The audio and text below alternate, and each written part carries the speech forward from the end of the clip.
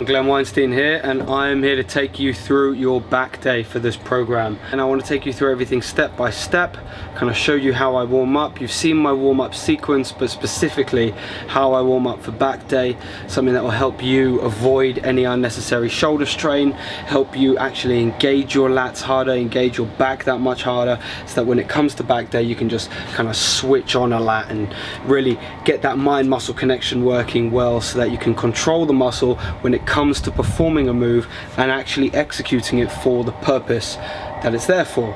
Let's start walking you through things step by step. So as you can see, I like skipping quite a lot. It's a nice way for me to get warm. It starts warming up my shoulders, it starts warming up my forearms, it starts warming up my body in total, and that kind of plyometric movement gets your core going as well. So I like starting virtually every workout with a little bit of skipping. And then for back day, I always go into some hanging work. That hanging work is double arm, it's single arm, but the point is to create space for big retractions through my scapula, my shoulder blades, where I'm actually trying to pinch them together and extend them and pinch them together. I do that single arm, controlling my core, and double arm as well, from a number of different kind of grip variations, so that I'm hitting my back and lats from all over the place. It's a nice one for you to start doing. It's very easy, and it's nice for you to get into the habit of doing that. Anyway, after all of that, I go into my first superset. A dead hang, wide grip pull-up to chin over the bars. So what I'm focusing on with this move in particular is an explosive pull from the bottom of the range, explosive from fully drop down into my pull-up position, and getting all the way over the bar, so full range of motion. And I'm doing that for as many reps as I can to really get as much blood into the muscle as I can. I move from there straight into a bent over row. So the point of me doing this is to go from big upper back compound movement to a big lower back compound movement, engaging all of the major muscles involved in this back workout. And I do that lower back row from an upright and a bent over position to really hit both positions in my back. So after 3 sets or 4 sets of that superset, I go into my second superset for 4 rounds, narrow grip pull up for 8 to 12 reps, straight into a mid back row from a dead stop. Now I really like that mid back row from a dead stop because it helps you hit your rear delts as well, and get you a bit of that width when you're on stage. If you are a stage competitor, a bit of that width anyway. If you don't have it naturally like me, I've had to kind of build it. And that explosive pull is an awesome motion to get in on your back day that not a lot of people get involved with. I do like using chalk on my hands as well. It's a bit of fun. You've seen that liquid chalk stuff. So after I've got some liquid chalk on my hands, I then go into a chest to bar or straight arm explosive pull-up. So I am trying to do that straight arm motion from a bar and trying to get the barbell in line with my lower chest.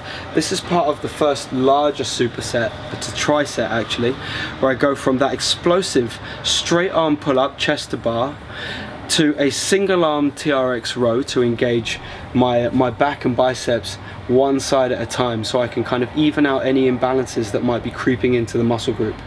And I go from there into my favorite piece of equipment in the gym, which is a kettlebell. Now the kettlebell is just awesome. It's dynamic, it challenges your body through your core and target muscle groups depending on the move you're doing. Now I've sped this up a little bit here so that you can see I'm doing, what am I doing? It's 20 reps, 10 reps each side. So I want you going through a basic swing with a kettlebell, but adding a twist in there as well. Not only are you going to get a good kind of twisting element through your abs, but you're going to get that rotational kind of load release cycle through your lower back as well. Really, really awesome work to kind of get in there. And I will be releasing a kettlebell series on technique later on. After that superset, I go through that 3 or 4 times again. The next one is a bent over row, very heavy, with a little bit of momentum, so I'm really trying to overload the muscle group in this position, and my big focus is on drawing my elbows back. I'm not really too worried about bringing my hands up very high. I want to draw my elbows back into my lats to squeeze my shoulder blades together and shorten the muscles in my back as much as possible. I do that for max reps and go straight into a commando pull-up, which I always find is awesome for hitting a bit of bicep, but really targeting your kind of mid-lat area. And I do that for 5 and 5, 5 each side of the bar, or max reps if I can't get to 5 and 5. Now I'm wearing compression socks on my arms in this workout just because my biceps tend to fire way too soon during back day and they fatigue a bit too early. So this is a bit of a trial for me, where I'm using these compression socks on my hands to try and get some of the blood out of my arms so I can keep going for higher volume. Now, at this point of the workout, all form pretty much goes to hell. I'm doing a supinated grip wide cable pull down for drop sets of 10, 10 and 10 reps. Always helps to have a spotting partner for this, just to try and get the full range out. You've seen all the reps there, and this drop set is supersetted with another drop set, which is a cable wide cable row. So cable row from that seated position. Again, we're going 10, 10, 10 reps, dropping the weight as you go, but just trying to get out as much volume as humanly possible. I just want to overload the muscles at this point in the workout. At this point in the 6-week program, I'm fatigued. I haven't got much food in me. I haven't got much sugars to burn through these exercises. So it's about helping my body find ways to get as much volume out of these muscles as possible and create as big a hypertrophic response as I can. That's muscle growth. So this next exercise is one of my favorites. It's one of my favorites for a lot of my clients. It's one of my favorites for myself as well, because with a big muscle group like your back, it is so easy to do one side more than another, for one side of your back to fire before the other, so you get uneven development. And if you look at a lot of people's backs, they're slightly more developed on one side than the other. So I like using this because I can grip very wide on 2 separate cables, and each side is obviously weighted on its own, so I have to work equally on each side. The big focus when you're doing that one is keeping your elbow back. Any rotation inwards is chest. Your chest controls that inward rotation, so keep your elbows pulled back. Now I move from that, it's part of a superset again, into a row. Again, I see a lot of people using this plate-loaded rowing machine wrong, because as they pull their chest back and off the bar. Now again, I'm exhausted by this point in my workout, so my form isn't perfect, but what I'm trying to do is keep my chest pushed into the pad, and every rep I'm pushing my chest into the pad and trying to get as much range out of it as possible. I move from there into the final finisher superset, which I like to do as biceps on a back day because they get a lot of work anyway. I hate doing an arm day. I think it's largely useless kind of day to spend in the gym, because I like doing large functional muscle groups. So I like doing arms at the end of back day when they're already fatigued. What we did here was cable curls to failure with an ab exercise, no rest, cable curls to failure into another ab exercise until we were done.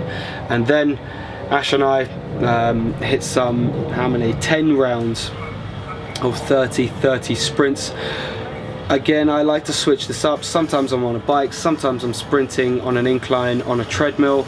It just really depends what I feel my body needs at the time. If my hamstrings are particularly exhausted, I don't run, I use the bike instead. And otherwise, if I'm feeling just a little bit low in motivation, I always find the bike is helpful, because you can stick some music on, stick it on loud, and just go, go, go. When you're doing rounds on the bike, you're not obviously thinking too much about form. What I am thinking about is trying to drive my heart rate up as high as possible. Okay, the idea here is to create spikes, massive spikes and troughs of your heart rate for that recovery time, and get in as many rounds of them as you can within reason. Obviously you want to be doing between 10 and 20, let's say, maybe 10 and maximum 25 depending on your energy levels that day. That's your back day workout. It's not overly complicated. The best way to think about it is compound, compound, compound. The middle part of your workout is very much focused on supersets, trisets, megasets, which would be 4 exercises in a row, to get as much volume through your muscle as possible. It's an awesome day. Back day is great because your back is capable of so much. It can take a huge amount of punishment. So put it through this workout, do your best, focus on form where you have to, focus on volume where you need to. This is going to be a huge foundation of keeping your muscle mass up during this program and developing a great physique. Enjoy your back day, have a go, comment underneath, let me know how you've got on. Follow my Instagram, Glenn Weinstein Fitness, in the meantime, for some meal ideas, short little workout tips, and even some body weight programs in there every now and then as well. So follow them, check that out. Hope this has been helpful, and I'll see you on the next time. On the next time? The middle for... Blah, blah, blah, blah, blah.